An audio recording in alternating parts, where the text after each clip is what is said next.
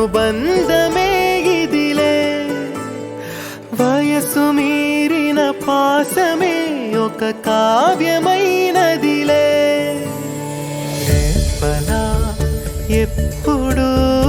కంటి పాపగా కాచులే